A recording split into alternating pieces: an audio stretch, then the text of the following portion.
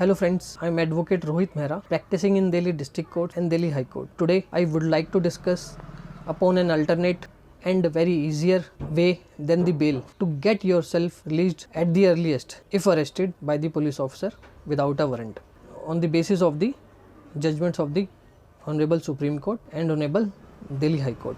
इसमें पहले मैं आपको सबसे पहले थोड़ा बेसिक बताना चाहूँगा कि जब भी कोई पुलिस ऑफिसर, जिसको आईओ बोलते हैं, इन्वेस्टिगेटिंग ऑफिसर बोलते हैं, अगर आपको अरेस्ट करते हैं किसी भी ऑफेंस से रिलेटेड, उनकी कुछ ड्यूटीज़ होती हैं और आपके भी कुछ राइट्स होते हैं। जैसे ही वो अरेस्ट करके आपको पुलिस स्टेशन लेके आते हैं, सबसे पहले उनको आपके जिनको भी आप बताएंगे कि आपके फ्रेंड को बता दें आपकी अरेस्ट के बारे में, या आपके फैमिली मेम्बर को बता दें, या आपके वकील या किसी और को जो आपके नोन है उनको बता दें।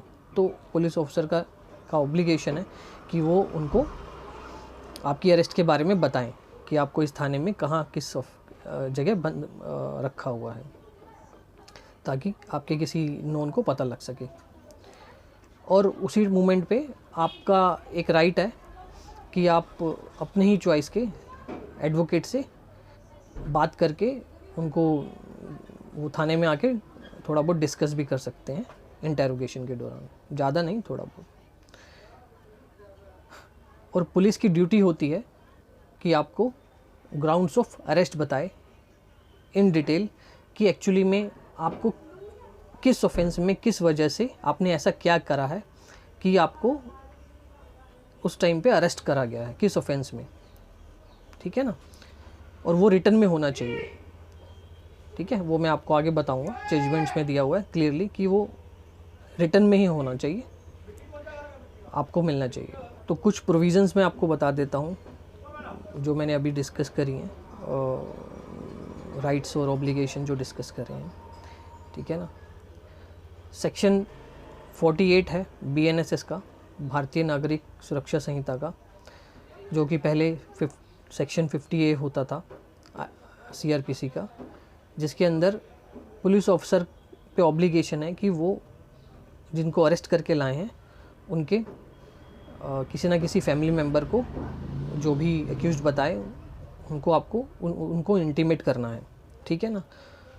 और सेक्शन 47 ये कहता है BNSS का, जो कि पहले सेक्शन 50 CRPC होता था, कि at the time of arrest, जब वो पुलिस स्टेशन लेके आते हैं, उनको प्रॉपर तरीके से ग्राउंड्स ऑफ अरेस्ट बताने हैं, ठीक है ना, कि उनको किस बात के लिए ऐसा क्या करा है उन्होंने और कौन सा ऑफेंस बनता है डिटेल में, और वो भी राइटिंग में। सेक्शन 38 BNSS, जो कि पहले 41D CRPC होता था, उसमें आपका राइट है कि आप अपनी ही चॉइस के किसी एडवोकेट से कंसल्ट कर सकते हैं पुलिस स्टेशन में भी ड्यूरिंग इंटेरोगेशन, ठीक है ना। इसमें आज मैं बेसिकली ग्राउंड्स ऑफ अरेस्ट, जो बहुत भारी नॉन कंप्लायंस होती है पुलिस ऑफिसर के पार्ट पे, कि at the time of arrested को ढंग से बताया ही नहीं जाता। ओरली बेशक वो कुछ थोड़ा बहुत बता देते हों, लेकिन रिटर्न में ढंग से डिटेल में नहीं बताते कि ऐसा क्या करा है, कौन सा ऑफेंस क्यों बनता है, ठीक है। ये बहुत बड़ी नॉन कंप्लायंस होती है उनके पार्ट पे, और यही एक स्कोप है जो मैं आज आपको बताऊंगा, far easier legal way than the bail, कि आप अपने आप को जैसे ही आप मजिस्ट्रेट्स आपके पास प्रोड्यूस होंगे विदिन 24 आवर्स, आपको प्रोड्यूस करना होता है उनको जुडिशल कंसर्न जुडिशल मजिस्ट्रेट के पास। तो जैसे ही आप उस कोर्ट में प्रोड्यूस होंगे, वहीं अगर आपके एडवोकेट एक रिटन ऑब्जेक्शन और कुछ जजमेंट के साथ उनको कन्विंस कर लेते हैं जज साहब को कि इनको अरेस्ट के टाइम पे ही कोई ग्राउंड ऑफ अरेस्ट नहीं बताए गए, और अभी भी टिल द टाइम कि वो रिमांड एप्लीकेशन लेके आए हैं, एक एप्लीकेशन लेके आते हैं वो पुलिस ऑफिसर प्रोड्यूस करते वक्त जुडिशल मजिस्ट्रेट के पास, कि फ़र्दर कस्टडी ली जाए, चाहे तो PC रिमांड, पुलिस रिमांड ली जाए, या उनको जुडिशल कस्टडी में भेजा जाए, ये बोल के कि अभी इन्वेस्टिगेशन पेंडिंग है, इनसे बहुत कुछ निकलवाना है, पूछताछ करनी है। जबकि वो अरेस्ट अगर ग्राउंड्स ऑफ अरेस्ट रिटर्न में और डिटेल में तरीके से नहीं बताए गए हैं तो ये अरेस्ट ही शुरू से ही इलीगल है और that magistrate can decline the judicial custody on such grounds as well if convinced properly on the basis of the relevant judgements. ठीक है, दोबारा से मैं एक थोड़ा सा आपको बता देता हूँ। जब भी आप अरेस्ट होते हैं, जो कि एक दो चीज़ें तो मैंने बताई कि आपके परिवार वालों को बताएंगे और आप एडवोकेट्स भी अपनी चॉइस से कंसल्ट कर सकते हैं उनको बुलवा के। ठीक है, लेकिन अगर आपको या आपके एडवोकेट को कोई रिटर्न ग्राउंड्स दिए नहीं हैं, कि उनको हवा भी नहीं है कि एक्चुअली में आपको अरेस्ट किस लिए किया गया है, ठीक है, और रिमांड एप्लीकेशन कोर्ट में फ़ाइल कर दी है, आपके बेशक एडवोकेट को बता दिया हो, लेकिन कोई ग्राउंड बताया ही नहीं है। जब आपके एडवोकेट कोर्ट में जाते हैं तब एक रिमांड एप्लीकेशन वो फॉर्मेलिटी के तौर पर दे देते हैं, लेकिन वो प्रॉपर वे नहीं है। तब तक वो ग्राउंड्स ऑफ अरेस्ट का आपका मेन पॉइंट बढ़िया तरीके से रहता है। वो आप जुडिशियल मजिस्ट्रेट के सामने ले सकते हैं उन ग्राउंड्स को और बड़े ही प्रॉपरली कन्विंस कर सकते हैं on the basis of relevant judgements, जो कि मैं अभी बता देता हूँ आपको। ये कुछ 4 जजमेंट्स हैं, और भी जजमेंट्स हो सकती हैं, लेकिन अभी लेटेस्ट मैं जजमेंट्स की बात कर रहा हूँ जो कि आपके स्क्रीन पे दिख रही होंगी। पहली है जो ऑनरेबल सुप्रीम कोर्ट की criminal appeal number 30532 3054 of 2023। Title है, केस टाइटल है Pankaj Bansal versus union of India and others. फिर है supreme court, honourable supreme court की ही दूसरी जजमेंट है, केस टाइटल है Prabir Purkayastha versus state NCT of Delhi. ठीक है, और सबसे लेटेस्ट जजमेंट है जो ऑनरेबल सुप्रीम कोर्ट की है, वो 2025 की है, मार्च 2025 में ही डिलीवर हुई थी जजमेंट। ये है क्रिमिनल अपील नंबर 1518/2025। और एक ऑनरेबल दिल्ली हाई कोर्ट की जजमेंट है क्रिमिनल MC 4391 ऑफ 2024, मार्फिंग तमंग @माइना Tamang versus state NCT of Delhi, जो कि फरवरी 2025 में ही डिलीवर हुई है।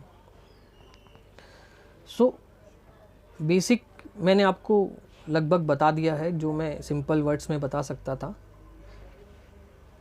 प्रॉब्लम क्या होती है, बेल के टाइम पे आपको मेरिट डिस्कस करने होते हैं कि अगर बहुत ही ज़्यादा हीनियस क्राइम है, मान लीजिए रेप है या मोलेस्टेशन है या कोई किसी भी टाइप का हीनियस क्राइम है, बहुत ज़्यादा पैसों की चोरी है, फ्रॉड है, इकोनॉमिक ऑफेंस विंग का कोई करोड़ों रुपए का स्कैम है, बहुत ही ज़्यादा कोई सीरियस ऑफेंस है, तो बेल लेना बहुत ही मुश्किल होता है।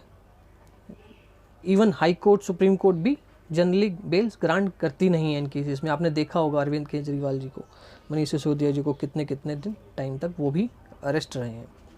ठीक है, लेकिन अगर ये नॉन कंप्लायंस पुलिस ऑफिसर के पार्ट पे हुई है, जो कि ज़्यादातर रहती है, वो आपको रिटर्न में कुछ ग्राउंड्स ऑफ अरेस्ट नहीं प्रोड्यूस करते, ना ही आपके कंसर्न एडवोकेट को प्रोड्यूस करते हैं, क्योंकि उनका सबसे पहला मकसद ये होता है कि जल्द से जल्द वो आपको मजिस्ट्रेट्स आपके पास प्रोड्यूस करें और आपकी कस्टडी डिमांड करें, PC का पुलिस कस्टडी या फिर कम से कम JC, जो कि पहले ही 14 दिन के लिए आपको जेल भेज दिया जाता है। ठीक है ना, इसलिए वो ये इसकी नॉन कंप्लायंस कर बैठते हैं। तो इसी का फ़ायदा आप मजिस्ट्रेट्स साहब के पास ले सकते हैं। हो सकता है मजिस्ट्रेट साहब ना आपको रिलीफ दें। ऑनरेबल दिल्ली हाई कोर्ट में बहुत ही बढ़िया स्कोप है कि वहाँ आपको रिलीफ मिल ही जाएगा। बहुत ये वीडियो थोड़ा सा लंबा हो सकता है, अभी तक तो मैंने आपको थोड़ा सिंपल लैंग्वेज में बताने की कोशिश करी है, कैसे आप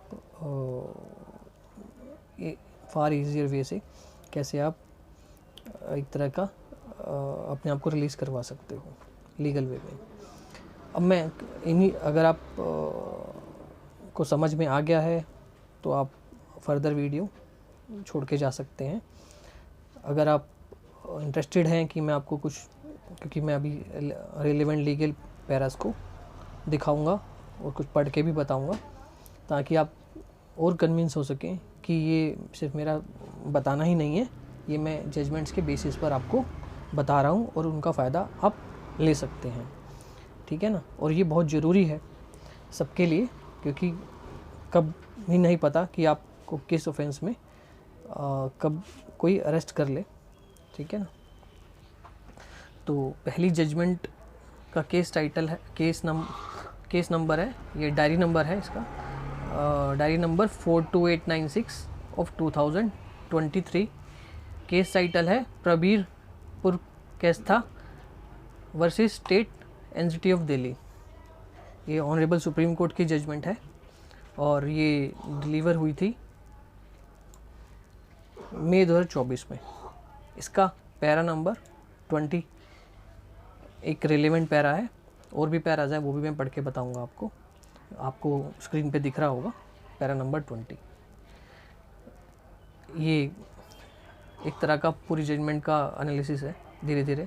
resultantly there is no doubt in the mind of the court that any person arrested for the allegation of commission of offences under the provision of UAPA or for that matter any other offences, सिर्फ UAPA नहीं जो कि इस case में चल रहा था, for that matter and any other offences has a fundamental and a statutory right to be informed about the grounds of arrest in writing, and a copy of such written grounds of arrest have to be furnished to the arrested person as a matter of course and without exception at the earliest. The purpose of informing to the arrested person the grounds of arrest is salutary and sacrosanct, inasmuch as this information would be the only effective means for the arrested person to consult his advocate, oppose the police custody, remand, and to seek bail. Any other interpretation would tantamount to diluting the sanctity of the fundamental right guaranteed under Article 22 Clause 1 of the Constitution of India. फिर है para number 30। Hence, we have no hesitation in reiterating that the requirement to communicate the grounds of arrest or grounds of detention in writing to a person arrested in connection with an offence or a person placed under preventive detention as provided under Article 22 Clause 1 and 22 Clause 5 of the Constitution of India is sacrosanct and cannot be breached under any situation. Non-compliance of this constitutional requirement and statutory mandate would lead to the custody or detention being rendered illegal. देख लिया। अब section para number 50 to 52। Para number 50. From the detailed analysis above, there is no hesitation in the mind of the court to reach to a conclusion that the copy of the remand application in the purported exercise of the communication of the grounds of arrest in writing was not provided to the accused appellant or his counsel before passing of the order of the remand dated 4th of October 2023, which vitiates the arrest and subsequent remand of the appellant.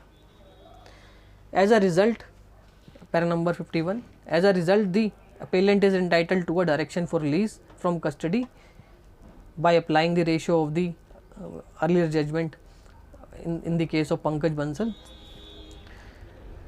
Para number 52. Accordingly, the arrest of the appellant followed by the remand order dated so and so the impugned order passed by the High Court of Delhi so and so are hereby declared to be invalid in the eyes of law and are quashed and is set aside.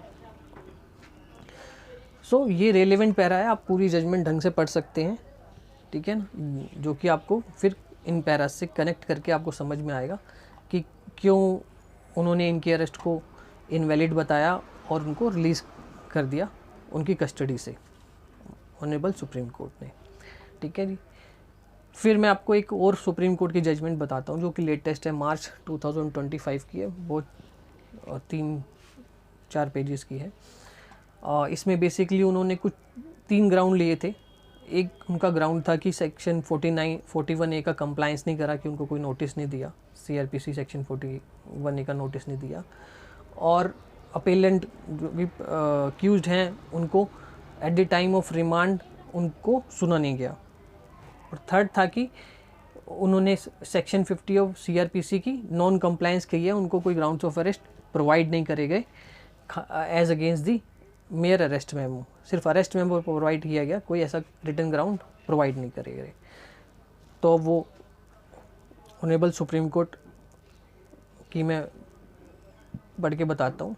ये para है, we are inclined to consider only the last issue raised by the appellant with respect to the non-furnishing of the grounds of arrest. Upon perusing Annexure P3, we can see that what has been provided to the appellant is only an arrest memo in the prescribed format, which is meant to be given to the appellant by way of an intimation.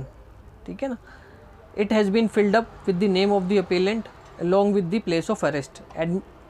Additionally, it has been written that he has been arrested based upon the statement of the co-accused. We are in agreement with the submission made by the learned senior counsel appearing for the appellant that the said arrest memo cannot be construed as ground of arrest as no other worthwhile particulars have been furnished to him. मतलब कोई ऐसे worthwhile particulars जिससे ये पता लगे कि मेरे client या कि अरेस्टेड पर्सन ने ऐसा क्या ऑफेंस करा है, क्यों उनको किस एक्ट के लिए, किस इलीगल एक्ट के लिए, क्रिमिनल एक्ट के लिए उनको अरेस्ट करा गया है, ऐसा कुछ समझ में नहीं आता जो कि अरेस्ट मेमो में कुछ लिखा हुआ है। और उसके अलावा कुछ ग्राउंड्स ऑफ अरेस्ट बताए नहीं है। This supreme court, honourable supreme court very clear language में बता रहे हैं। This being a clear non compliance of the mandate under section 50 of the code CRPC which has been introduced to give effect to Article 22 Clause 1 of the Constitution of India, we are inclined to set aside the impugned judgment, particularly in the light of the judgment rendered by this court reported as Prabir Pushkar, जो कि अभी मैंने discuss करी है इससे पहले ही, और उसी को रिलाई करते हुए ये जजमेंट दी है। इन नेक्स्ट पैरा में, in such view of the matter the impugned judgment stands set aside and the arrest of the appellant followed by the consequential remand order are also set aside. The appellant shall be set at liberty. ठीक है जी, उनकी release हो गई।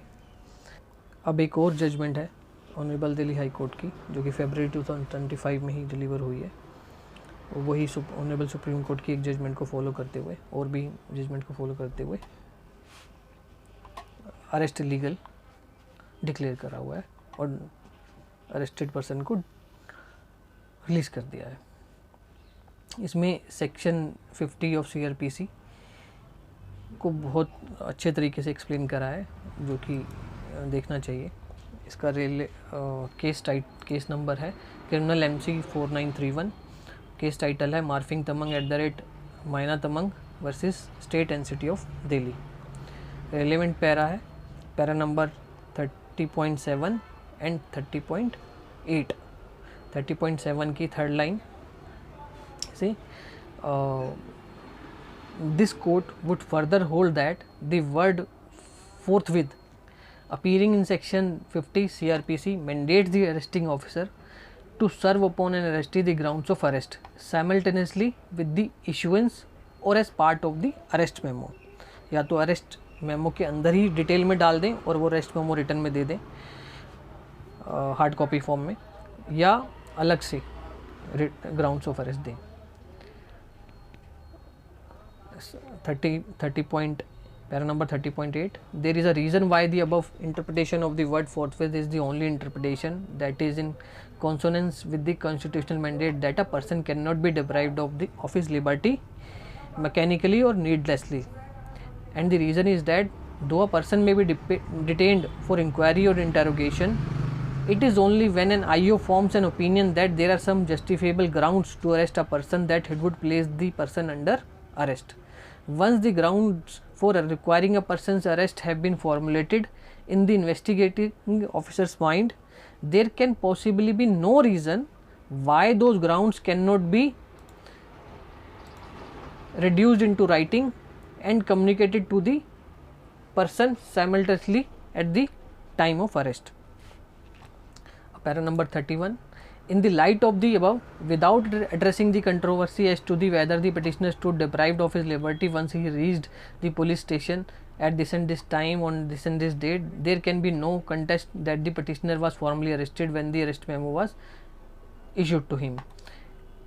In compliance of section 50 of the CRPC as indicated above, the IO was required to serve the grounds of arrest upon the petitioner simultaneously with the issuance of the arrest memo. This was admittedly not done. Accordingly, para number 32, in the opinion of this court, the arrest of the petitioner is vitiated for non-compliance with the mandate of section 50 of the CRPC and article 22 clause 1 of the constitution. Para number 36 to 38, in order to bring para number 36, in order to bring abundant clarity in the matter, this court would also observe that sufficient time must be given to an arrestee after the grounds of arrest have been served upon him in writing to enable the arrestee to engage and confer with legal counsel. The test being that the arrestee must have meaningful opportunity to resist his remand to police custody or judicial custody. Accordingly, remand order dated so and so also stand vitiated and is set aside. Para number 38, as a sequitur to the above, the petitioner is directed to be released from custody unless required in any other case. इस case में उनको release कर दिया अगर वो किसी और में उनकी रिक्वायरमेंट नहीं है तो. Thanks a lot. ऐसी ही महत्वपूर्ण जानकारी के लिए मेरे यूट्यूब चैनल को सब्सक्राइब कर लीजिए. And thanks a lot to see the detailed and long video. Thanks.